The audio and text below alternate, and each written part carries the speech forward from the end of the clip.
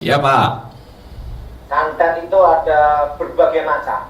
Oh, Ada yang namanya itu santet Banaspati. wow. Nah, kalau santet Banaspati ini orang yang mempelajari ilmu gaibnya itu mencari Banaspati dulu. Nah, Banaspati itu kebanyakan di tempat kuburan atau tempat angker, Yipta, Jonas. Iya Pak. Jadi tempat yang angker. Nah, situ nanti kayak ada bola api merah. Oh, Dan itu kalau santet itu dikirim, orang yang terkena itu akan kayak terbakar kena api. oh gitu ya Pak. Kena api, setelah itu pelan-pelan mati. Nah, itu santet Banaspati. Oh, resikonya mati Pak ya? Nah, ya, tapi bertahap. Oke. Nah, semua santet itu Banaspati itu pasti ada ledakan dulu. Dan ledakan itu tepatnya jam 12 malam ke atas. Iya Pak. Itu kayak bunyi ledakan cebuar, tetapi tidak ada benda jatuh gitu. Oh, Nah, itu jenis santet Banaspati. Banaspati. Dan itu kalau kena, orang itu merasa terbakar api. Oh, Dan nanti dari inti kehidupan akan terserap. Nah, setelah itu akan banyak mimpi ketemu orang-orang yang sudah mati. oh arwah-arwah ya. Nah, Banaspati ini ada kelemahannya. Kalau orangnya itu tidak ada dendam dan tidak ada kecewa, tidak ada akar pahit, itu tidak bisa kena. Oh, iya. Karena semua unsur itu harus ada. Kecewa, dendam, akar pahit. Iya Pak. Nah, perlu Jonas tahu bahwa orang yang suka tertawa tidak bisa kena juga. Nah, Haleluya. ini jenis santet Banaspati. Setelah itu orang yang tidur di lantai, tetapi kan ya lantai bawah ya, tanah ya. Iya Pak. Karena itu kan ada setengah meter di atas tanah. Itu kena. Ya, tapi tidak kena Banaspati, tapi kena masuk angin. Nah, jadi kalau kita percaya Tuhan Yesus, itu tidak bisa kena karena ada perlindungan kuasa darah Yesus. Amin. Makanya jenis santet Banaspati ini kelemahannya adalah orang yang tidak memiliki dendam. Oh, Tidak memiliki dendam, tidak ada kecewa, dan tidak ada akar pahit. iya Pak. Nah, kebetulan Jonas, saya mempelajari ilmu itu dari kecil. Wow. Dan untuk mempelajari ilmu itu pun harus ada niat dan tekad dan siap untuk mengalami semua tantangan gitu loh. Iya Pak. Itu jenis santet Banaspati gitu loh. Nah, yang berikutnya yang kedua ada jenis santet yang berhubungan dengan benda-benda kayak paku, jarum, stansilet, Iya Pak. itu masuk dalam badan. Nah, itu kalau di rongsen dokter akan kelihatan benda-benda asing. Oh, kelihatan Pak ya. Susuk pun juga kalau di ini kan kelihatan, di rongsen kelihatan. Oh, iya Pak. Kan saya beritahu kemarin kecepatan cahaya. Iya Pak. Nah, itu jenis benda-benda, paku, jarum, pines, kilet gitu. Iya Pak. Nah, itu kalau kena ke seseorang, orang itu sangat menderita sekali, Jonas. Oh, iya Pak. Sangat menderita, sakit sekali. Nah, itu kalau melepaskan itu, dulu sebelum saya bertobat, perhatiin, Jonas, Iya Pak. rata-rata kalau penangkal ilmu hitam itu seorang dukun pasti adakan bacaan selamatan. Oh, iya Pak. Pasti Pak itu ya. Nah, itu langkah awal. Karena apa? Ingat, hukum tabur tuai berlaku bagi semua manusia. Iya. Makanya untuk mengalahkan jenis santet itu diadakan bacaan selamatan Nah, tujuannya supaya orang-orang miskin makan. Oh, iya Pak. Nah, disitulah disebut namanya dihadapi dengan hukum takdir, yaitu garis takdir, namanya pakem takdir. Nah, karena perlu Jonas tahu, orang yang suka nolong, suka memberi, tidak bisa disantet. Oh, Nah, kalau kena jenis ini, maka langkah seorang dukun itu pasti bancaan selamatan dulu. Itu langkah awal. iya Pak. Nah, perlu Jonas tahu bahwa hukum tabur tuai berlaku bagi semua umat manusia. Iya. Hanya bedanya kita orang Kristen yang percaya Tuhan Yesus dijamin masuk surga. Amin.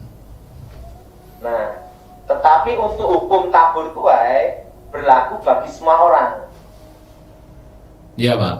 Nah, makanya untuk penolak bala, penangkal ilmu gaib sebelum berusaha bertobat itu yang bersangkutan pasti saya suruh, termasuk kakek saya dulu nyuruh supaya bancaan selamatan, supaya orang-orang miskin makan. Iya Pak. Nah, itu langkah awal. Nah, setelah itu baru dihadapi dengan sebelum bisa bertobat itu kan pakai ilmu mantra-mantra, ilmu batin. Iya. Nah, itu tidak boleh karena itu kuasa gelap. Setan ketemu setan, jadilah reoni. Nah, jadi untuk menghadapinya itu gimana? Yaitu seseorang itu harus dalam posisi, ingat, pertama mengampuni, hati yang gembira. Nah, kedua, suka menolong orang-orang miskin. Sebenarnya untuk menangkal santet itu sudah ada di Alkitab. Iya Pak. Makanya Alkitab berkata, orang yang menaruh belas kasihan ke orang-orang miskin sesungguhnya memiutangi Tuhan. Oh iya Pak. Dan perlu Yonas tahu bahwa ingat, untuk tabur tua ini berlaku bagi semua umat manusia. Maka di Alkitab itu kan ada namanya persembahan sulung. Oh iya betul Pak. Setelah itu ada namanya perpuluhan. Nah, tentang perpuluhan jangan diributkan. Kalau tidak mau ngasih, ya sudah, tidak usah banyak omong, betul enggak? Nah, jadi perpuluhan itu sebenarnya adalah penangkal penolak ilmu hitam. Oh iya Pak. Nah, karena dalam cara mengalahkan ilmu hitam, yaitu apa? Perhatiin, semua aliran dukun apapun, kalau menangkalnya itu awalnya pasti bacaan selamatan sebelum terjadi perang batin. Iya. Karena itu pakemnya untuk mengalahkan ilmu gaibnya, supaya dihadapi dengan garis takdir namanya Yonas. Iya Pak. Nah, kalau ada orang ributin tentang perpuluhan, nggak usah ribut. Kamu nggak ngasih, Tuhan juga tidak rugi dan tidak untung. Ya kan ada orang ribut perpuluhan. Kamu udah ngasih ya sudah lah, nggak usah banyak omong gitu. Nggak usah banyak ribut. Engkau datang ke Tuhan, Tuhan juga tidak rugi, juga tidak untung. Tak, kamu keluar dari Tuhan, tidak percaya Tuhan, Tuhan juga tidak rugi. Dia tetap Tuhan. Iya, amin Pak. Justru kalau kita jauh dari Tuhan, kita yang rugi. Nah, sebenarnya itu maka di gereja itu ada persembahan sulung, persembahan kasih, perpuluhan. Itu sebenarnya adalah penangkal penolak ilmu hitam. Iya Pak.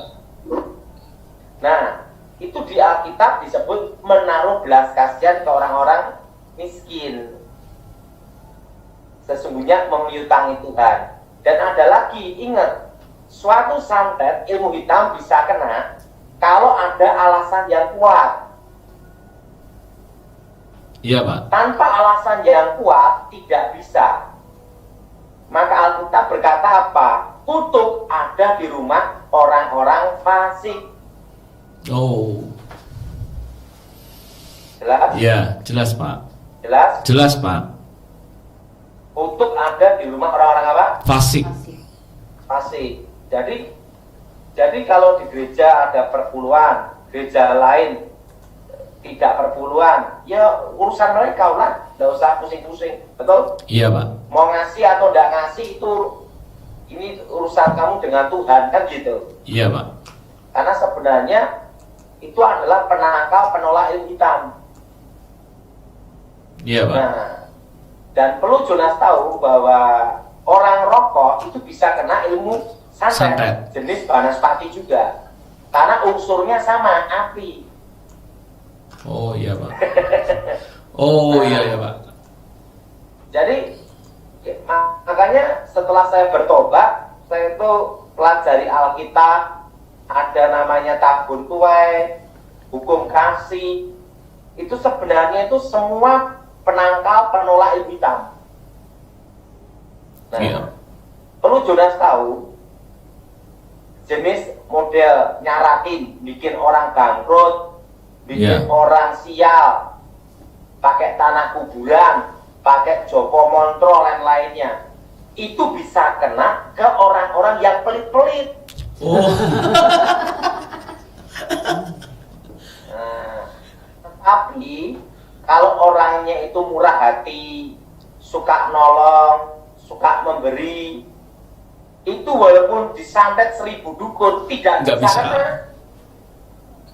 Kenapa? Karena dalam ilmu perdukunan, sebelum saya bertobat, itu ada hukum garis takdir. Oh. Jadi kalau saudara itu memberi, menolong orang-orang miskin, bantu gereja, bantu pelayanan, itu untuk kebaikanmu sendiri. Iya, amin. Jangan ngomong nyogok Tuhan. Kalau mau nyogok Tuhan kuat berapa? Kadang orang kan ngomong nyogok Tuhan. Itu yang ngomong nyogok Tuhan itu orang goblok, orang bodoh. Kok Tuhan disogok, nyogok kuat piro? Betul nggak? Betul nggak Yonas? Iya, iya betul Pak. Sekarang gini, bumi, langit, dan isinya milik Tuhan. Amin. Hidup kita juga milik Tuhan. Iya. Lah mau nyogok apa? Yang disogok sopo? Makanya kalau ada orang ngomong nyogok Tuhan, saya katakan itu perkataan bodoh, Yonas. Iya Pak. Hanya orang goblok yang mengatakan demikian. Tuhan tidak bisa disogok. Betul, betul Jonas? Betul Pak, betul.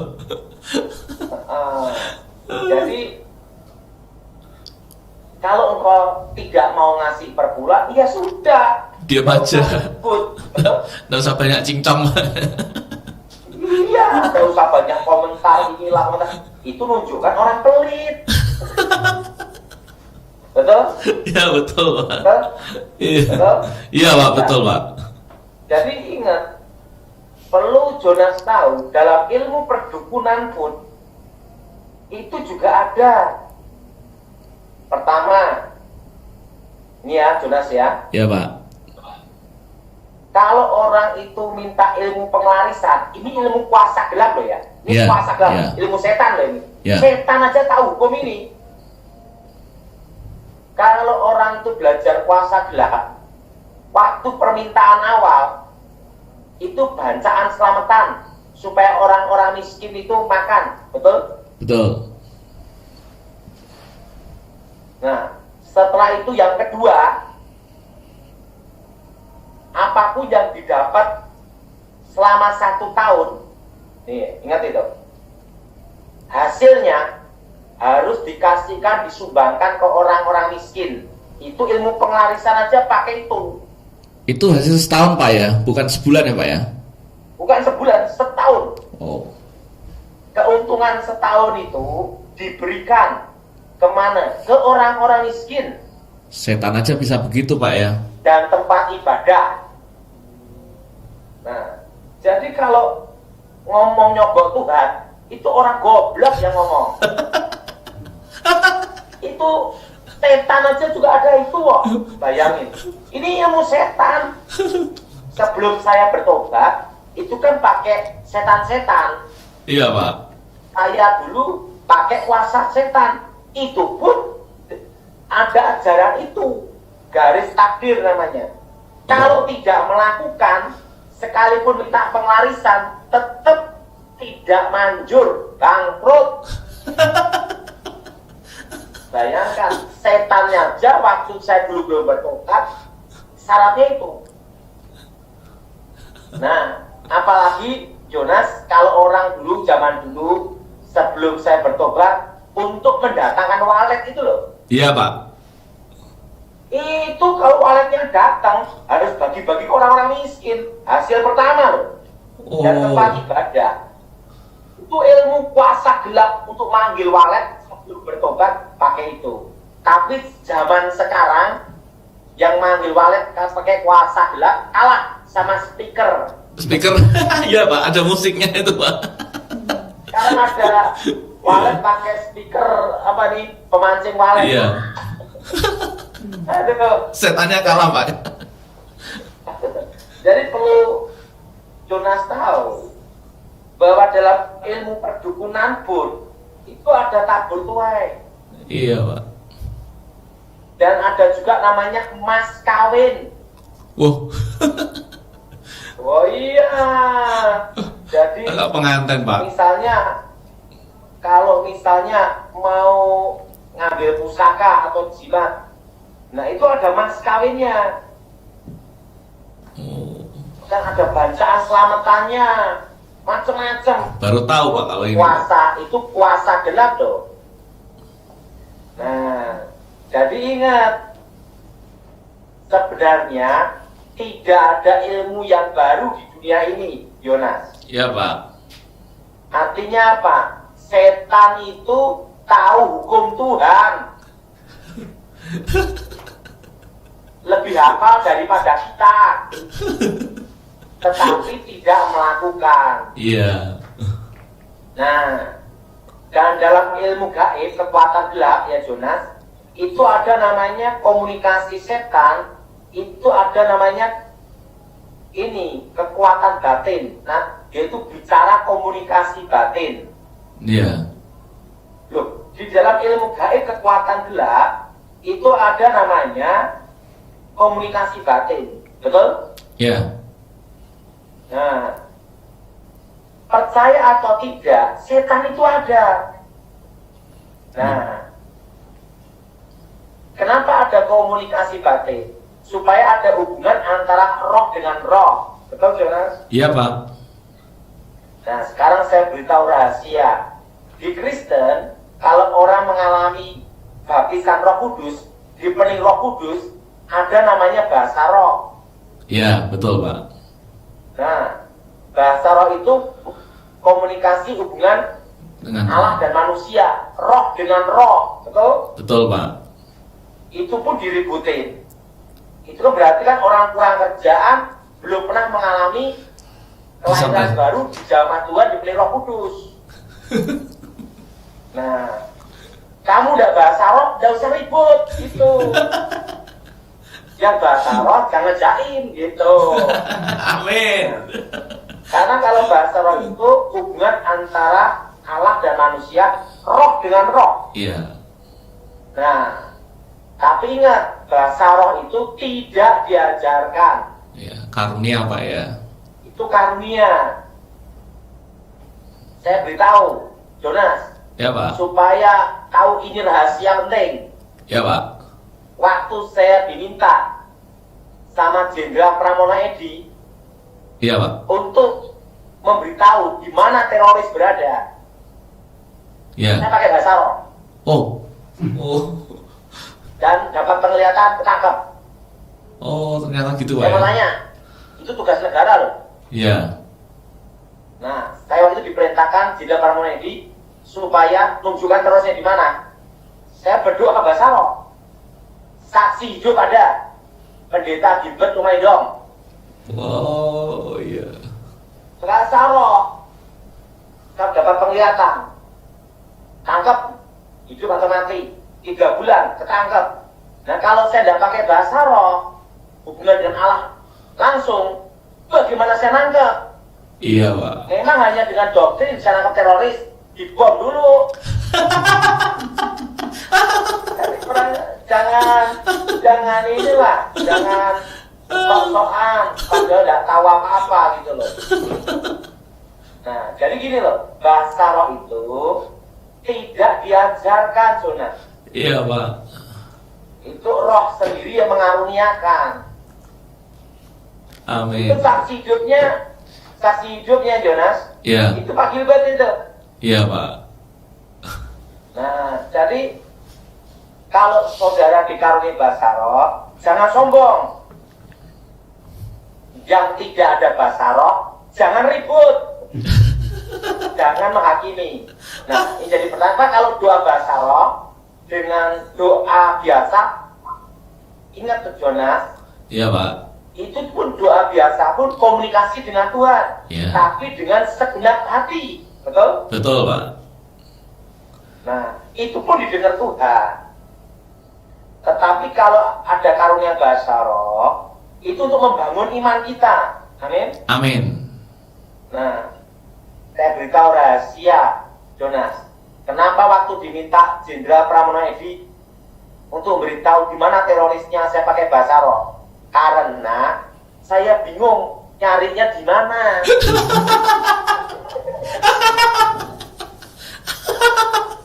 Makanya saya bahasa roh. Tapi bukannya action, karena sudah bingung. Doanya udah bingung, doanya cara nangkepnya gimana. Dan apa yang terjadi? Pada waktu saya berbahasa roh menyembah Tuhan, tunjukkan ini loh kan, sekitar daerah sini. Amin. Bom Jati AC. Itu kalau udah bahasa roh, gimana nangkepnya? Jadi jangan asal ngomong. Itu waktu itu kan saya doa bahasa roh gitu ya. Iya. Jonas ya. Pak Edi Wibowo tanya, ada jawaban apa nih Daud? Izin Jenderal Sisir Jati AC. Tangkap. Wow. Nah, saya mau tanya, itu kalau bukan kuasa Tuhan tidak bisa. Amin. Itu kuasa Yesus Kristus. Nah, kamu ingat, Jonas, kenapa saya bahasa roh? Karena bingung nyarinya di mana. Nggak tahu. Nah, waktu itu saya sama Jenderal Pramono Edi. Oh, ya udah saya bahasa roh lah. Terus saksi juga ada, ajudannya juga tahu. Nah, bahasa roh nyembah Tuhan, tangkap itu. Jadi pertanyaan, yang suka menghakimi, suka ribut, suruh nangkep aja, bisa enggak? Nggak bisa Pak. Nggak mungkin. Kalau banyak gini loh. Nah, gini itu loh. Nggak usah sok ngurusi. Praktek aja. Ya kan? Iya Pak. Nah, maka di ilmu batin kuasa gelapun itu ada namanya kontak batin juga, roh dengan roh. Jadi semua yang dilakukan setan, Jonas, itu menjiplak, menduplikat. Oh. Iya Pak. Ngerti Jonas? Iya Pak. Ya. Nah, ini jadi kita ini kalau tidak ada bahasa roh, nggak usah ribut. Yang ada bahasa roh, nggak usah sombong, itu aja. Iya. Dibuat simpel ya Pak ya.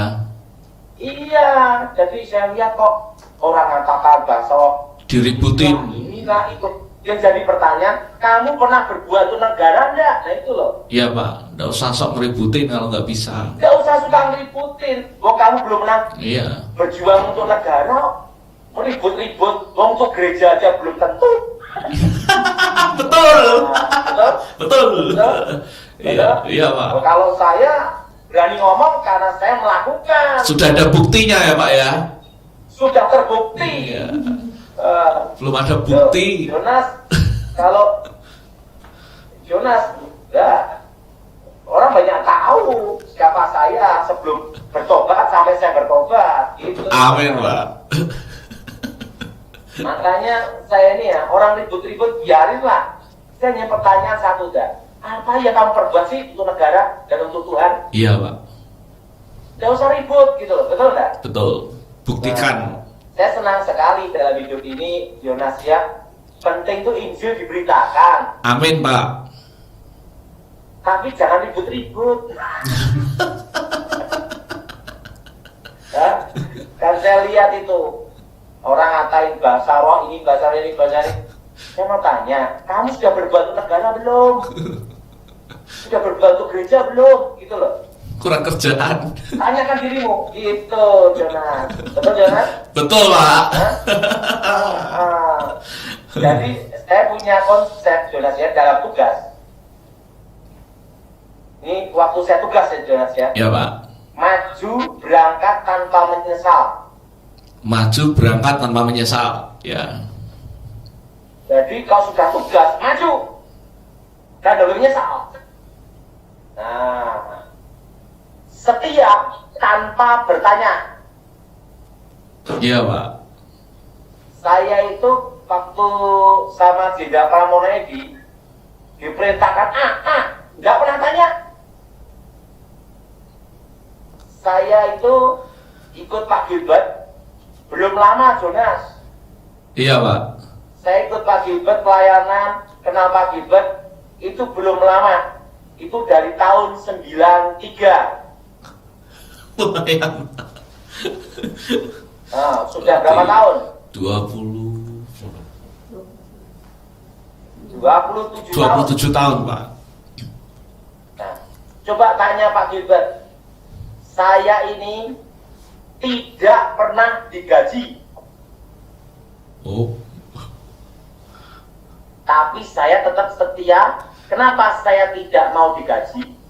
Karena saya ingin memberikan yang terbaik dalam hidup saya untuk Tuhan.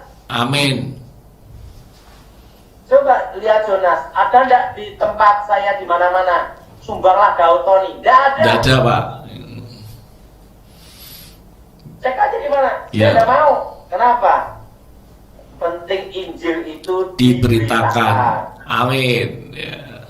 Nah, jadi Jonas maju tanpa menyesal, bergerak terus, Amin. tujuan tercapai, setia tanpa bertanya, Amin, Pak. dan hidup untuk kehormatan. Itu aja. Ya. Nah, ini kan pengalaman hidup saya, Jonas.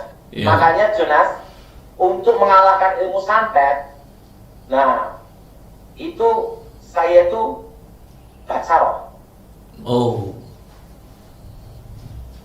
Nah, dan Basaro dan Pak Gilbert tahu, Jonas. Ya, Pak. Dan yang saya doakan itu ya, Jonas, semua agama. Wah. Nah, Iya, Pak. mereka dengar, kok aneh, tapi ya oke aja. Jadi makanya saya ini terus terang, Jonas ya, saya itu ikut prihatin kalau orang jelek-jelekan, urusan mengandalkan ini orang yang belum pernah tugas di lapangan. Tapi sok-sokan. Iya, ujung-ujungnya kalau di hutan jadi kucing. Pak Edi Wibowo pernah ngomong sama saya. Pak Edi Wibowo ngomong gini, orang itu kalau di kota sok-sokan, petenteng-petenteng. Coba di gunung. Di hutan. Atau di hutan. Gimana Sindra? Gak dimakan lo jadi kucing, kelihatan di situ. Itu Pak Edi Wibowo sering ngobrol sama saya. Kalau bisa di kota petenteng-petenteng, coba di hutan sendiri, jadi kucing menjadi macan. Nah, jadi ada namanya roh dengan roh, jelas. Iya. Nah, jadi dalam hidup ini, Jonas, jangan kita mengatakan apa yang diberikan negara untuk saya itu salah. Tetapi Apa yang dalam kita hidupmu, berikan. apa yang harus saya berikan untuk negara? Itu yang Iya, penting. Pak. Demikian untuk Tuhan. Jangan kita berkata, apa yang Tuhan berikan kepada saya. Jangan. Iya, Pak. Amin. Tetapi katakan, apa yang harus saya berikan untuk Tuhan. Gitu. Yes, amin, Pak. Nah, gimana Yonas? Iya, Pak. Setuju, Pak. Lu Jonas tahu, saya itu tidak ada namanya akun YouTube. Karena Pak Daud gaptek. Kenapa? Karena saya pelayanan bukan untuk cari sumbangan, Iya, Pak. tetapi untuk bagi berkat dan Injil diberitakan untuk menolong supaya orang bertobat. Itu Iya, aja. Pak. Amin, Pak. Jadi itu jenis itu ya, Iya. yang banaspati dan benda-benda ya Jonas. Iya, Pak. Nah setelah itu santet tingkat tinggi, itu santet pakai pusaka. Nah santet pakai pusaka, nah itu kalau kena langsung jantung berhenti, Jonas. Nyerangnya jantung, Pak, itu. Yang bisa ngalahkan santet tingkat tinggi itu adalah orang yang hidup dalam Tuhan, ada kuasa Tuhan, perlindungan Roh Kudus. Jadi gini Jonas, ini pengalaman hidup saya. Kita dipenuhi Roh Kudus itu penting. Amin. Perlu, karena waktu tugas-tugas saya dulu, saya ngalami semuanya, bahwa itu sangat penting dan menentukan. Iya, Pak. Jonas, sangat penting dan sangat menentukan dalam semua aspek hidup ini. Jadi dalam hidup ini engkau harus punya konsep apa yang harus saya berikan Untuk untuk Tuhan. Tuhan. Amin. Dan yang kedua, apa yang harus saya berikan untuk negara. Itu. Nah, jenis ini ada kisah nyata Yonas. Iya, Pak. Nah, suatu kali saya ketemu seorang jenderal. Nah, jenderalnya tahu bahwa saya dulu pernah ikut Jenderal Pramono Edi. Iya, Pak. Nah, waktu itu saya diminta doa untuk rumahnya. Dan jenderalnya ini non-Kristen, bukan Kristen. Iya, Pak. Saya layanin, karena apa? Kita melayani Tuhan itu semua harus kita layani, Jonas. Iya, betul, Pak. Begitu ada ilmu hitam, saya doa dalam nama Yesus. Nah, kalau santet itu saya kembalikan, yang mati dukunnya. Oh, Nah, saya tidak mau ada korban nyawa lagi. Nah, waktu itu di kolam jenderal ini ada ikan. Ada ikan koi. iya, Pak. Langsung santetnya saya arahkan ke ikan di depan mata jenderal ini. Saksi hidup ada semua. Terus langsung ikan koinya Mati. di depan jenderal.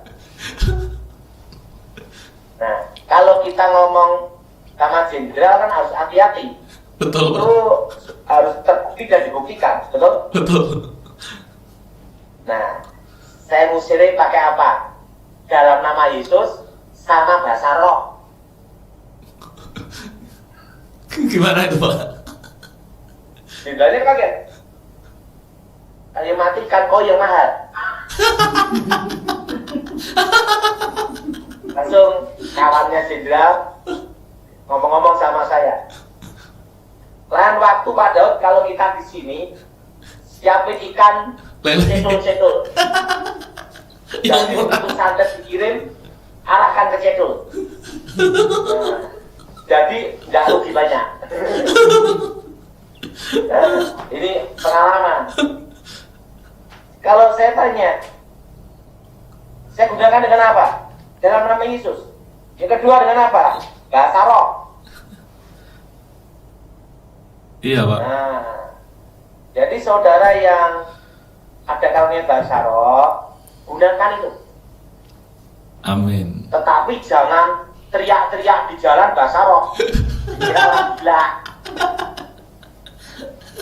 Nah, dipakai aja secara pribadi. Nanti Jonas. Iya Pak. Iya Pak. Dan yang tidak ada karunia bahasa roh, jangan menghakimi. Penghakiman itu milik Tuhan. Iya Pak. Betul Jonas? Iya Pak. Penghakiman milik Tuhan. Jadi ingat, dalam hidup ini buktikan kerja karyamu, Ya. bukan omonganmu, kan gitu. Iya Pak, betul Pak. Saya kan sudah pelayanan belum lama Jonas. Saya pelayanan sudah kira-kira udah hampir 26 tahun. Wow. Dan saya Jonas, kalau orang tanya sama saya, lapangannya mana aja? Di lapangan mana aja? Saya sudah masuk pedalaman Kalimantan. Sampai Sanggol itu masuk pedalaman. Jalan kaki 1 malam. Wow. Yang rumahnya di pohon-pohon. Oh, luar Dan ingat biasa. Jonas, salah ngomong sedikit, kepala hilang. Karena apa? Waktu itu saya ke sana, itu tahun 94. Dan saya sudah menerobos kampung-kampung pedalaman. Dan perlu Jonas tahu, saya sudah Indonesia ini sudah kemana-mana. Nah, Sudah keliling, kecuali Pak. Aceh. Oh, Kenapa? Waktu mau berangkat ke Aceh, kena ada gempa Tsunami. tidak jadi berangkat. Jadi saya di Indonesia ini udah keliling-keliling, udah 26 tahun saya pelayanan. Dan Jonas tahu, boleh tanyakan Pak Gilbert. Tanya Pak Gilbert. Saya ikut Pak Gilbert keliling kemana-mana. Tidak pernah tanya uang dan TK. iya Pak. Dan kedua, saya pelayanan tidak pernah nanya Pak Gilbert ganti transport. Iya Pak, saya percaya Pak itu Pak. Karena dalam hidup saya ada satu, setia tanpa bertanya. Amin. Jadi yang namanya setia itu tidak banyak komen, tetapi banyak berbuat. Siapa yang setuju angkat tangan? Amin. Iya.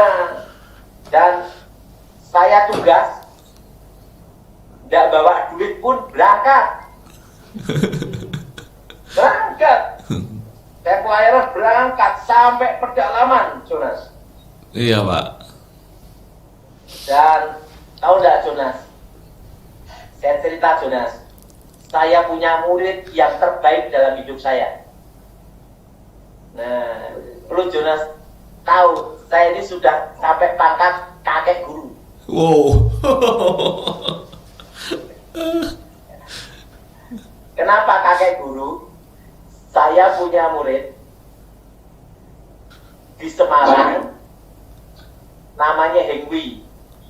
Oh, iya. Itu murid terbaik saya. Nah, dia itu murid saya. Nah, dan dia itu saya bimbing untuk belajar ngusir setan dan pelayanan. Saya bimbing dia sudah tidak lama sih Jonas, saya bimbing dia baru kira-kira 20 tahun. Dan ingat, dia punya anak dan sudah punya cucu.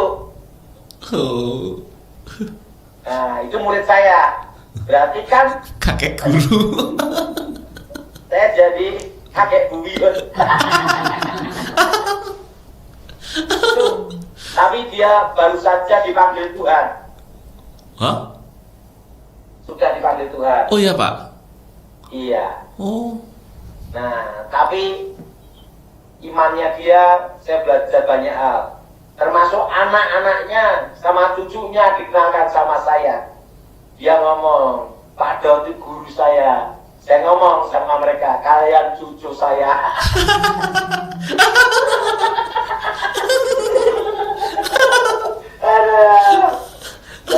Dewi itu Kak, itu murid yang terbaik saya. murid yang terbaik itu kenapa, Jonas? Saya katakan terbaik kalau sudah mati. Oh. Artinya sudah terbukti sampai akhir, betul? Ya, betul, Pak. Kalau itu Enggi dia meninggal dipanggil Tuhan dan terbukti setia.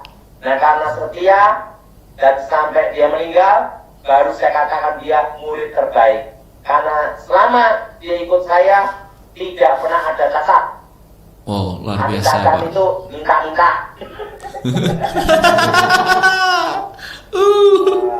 Itu Hengwi itu, itu Luar murid biasa, saya Pak. terbaik.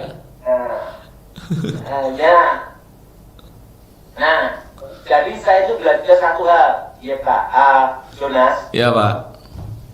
Kamu tidak boleh kagum sama orang kalau dia belum mati, ya Pak. Karena selama orang belum mati, dia bisa nutupi dosa dan kesalahannya. Iya. Nah, setelah mati baru ketahuan semua.